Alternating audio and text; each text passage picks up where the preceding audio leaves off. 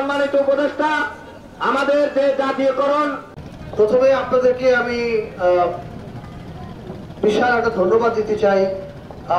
গত বন্যার সময় চট্টগ্রামের সাম্পান মাঝিরা যে ভূমিকা রেখেছেন সেটার জন্য অসাধারণ ভূমিকা, আপনারা অসাধারণ কাজ করেছেন।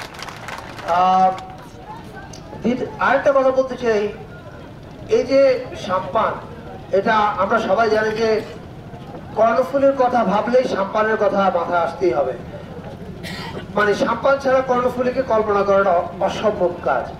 সো সাম্পানের মতো একটা গুরুত্বপূর্ণ কালচারাল এলিমেন্ট আমাদের মন্ত্রণালয়ের বা রাষ্ট্রের কি বলে চোখে বা বাহিনীগুলোর কেন এত ধরা পড়ে নাই, এটা একটা দুঃখের ব্যাপার। কিন্তু যেরকম আমাদের সচিব মহোদয় বললেন যে বেটার লেট দেন নেভার, আমরা শুরু করলাম। আমরা এই বছর থেকে মানে আগামী সামনের আপনাদের যখন সাম্পান রেস বাইচ হবে সেটা থেকে আমরা যুক্ত হব মন্ত্রণালয়ের পক্ষ থেকে আপনাদের সঙ্গে সহ আয়োজক হিসেবে। আপনাদের উৎসব আপনারাই করবেন, আমরা শুধু আপনাদের সাথে থাকবো।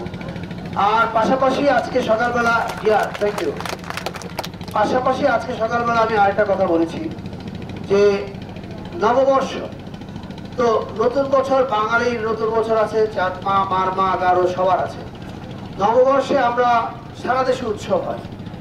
আমি আজকে বললাম সকালবেলা প্রেস কনফারেন্সের সময় যে সামনের নববর্ষ থেকে আপনারা প্রতি বছর একটা করে সাম্পান শোভাযাত্রা করবেন, আমরা আপনাদের সঙ্গে থাকবো সেটার সাথেও।